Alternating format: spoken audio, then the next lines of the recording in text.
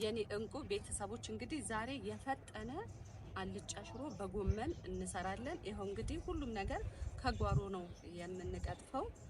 በሱ ብላም አለን ለሽሮአችን ግብአት የሚሆን ጎመናችንን ቆርጠን ወደ ስራችን እንገባለን። የትም እንዳትሄዱ ከኛ ጋር ቆዩ። የኔ እንቁ ቤተሰቦች እንግዲህ በከሰል ሽንኩርታችንን እንደዚህ እያበሰልን ነው። አልጫ ሽሮ በጎመን እየሰራን ነው ማለት ነው። በጣም ትወዱታላችሁ።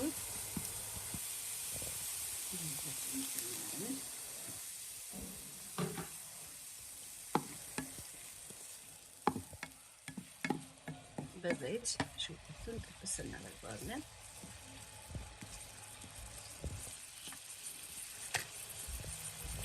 እሺ አሁን ነጭ ሽንኩርታችንን እንጨምራለን።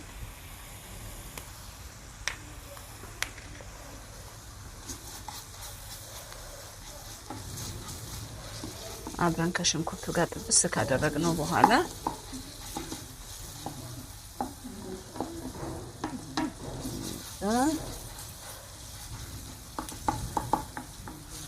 እንደዚህ ይጠበሳል እሱ። እሺ ጎመናችንን በዚህ መልክ ድቅቅ አድርገን ከትፈነዋል። አሁን እንጠብሰዋለን እዚህ ላይ አድርገን።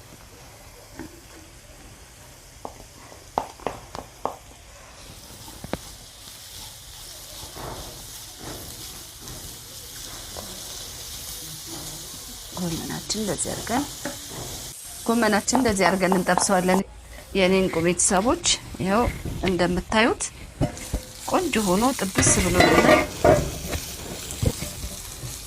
ጎመኑ እንደዚህ ሆኖ ተጠብሷል። ስለዚህ አሁን ምንድነው የምናደርገው? ውሃ እንከልሳለን ማለት ነው ለሽሮአችን። ውሃችንን እንደዚህ አድርገን እንከልሳለን። ከዛ እስከሚፈላ ድረስ እንጠብቃለን። የኔ እንቁ ቤተሰቦች ይኸው እንደምታዩት ውሃችን ፈልቶልናል። አሁን ሽሮአችንን ነጭ ሽሮአችንን እንነሰንሳለን፣ እንመታዋለን ማለት ነው።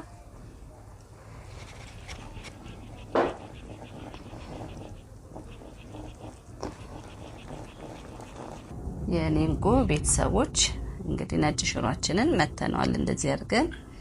አሁን እንተክተክ ክድን እናደርገዋለን።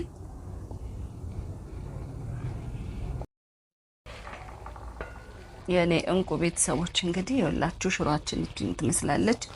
አብዛኛውን ጊዜ ብዙ ሰው ነጭ ሽሮ አንወድም ይላል፣ ግን ነጭ ሽሮ እንደዚህ ቀየር አድርገን እየሰራን መጠቀም እንችላለን።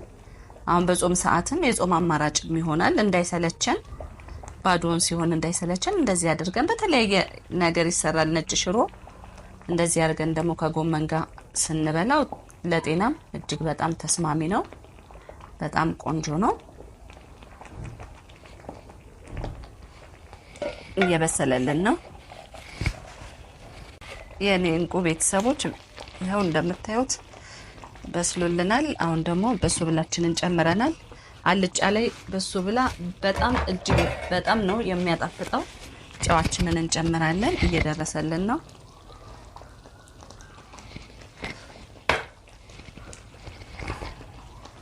አልጫ ነገር ስንሰራ ብዙ ጊዜ በሱ ብላ ብንጠቀም የበለጠ ያጣፍጥልናል ወጡን። እንደምታዩት እየወፈረልን ነው። በደንብ እየተንተከተከ ነው። በከሰል ነው እንግዲህ እየሰራን ያለ ነው። በጣም ቆንጆ ሆኖልናል።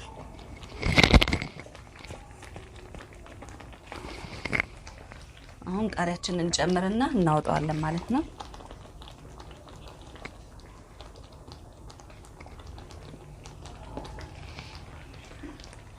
የኔ እንቁ ቤተሰቦች እንግዲህ ያው ልክ እንደዚህ የሚያምር የጾም ሽሮ በጎመናችን እንዴት እንደሚያምር እንዴት እንደሚያስጎመጅ አልነግራችሁም።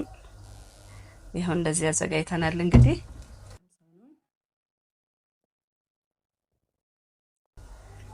እስኪ ንቅመሰው።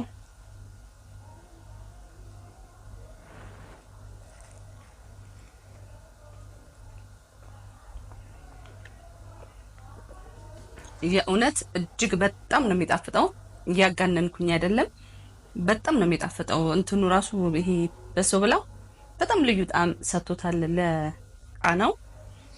እንደዚህ አድርጋችሁ እንግዲህ አዘጋጅታችሁ ተመገቡላለሁ። የኔ ቤተሰቦች ከኔ ጋር ስለቆያችሁ በጣም አመሰግናለሁ።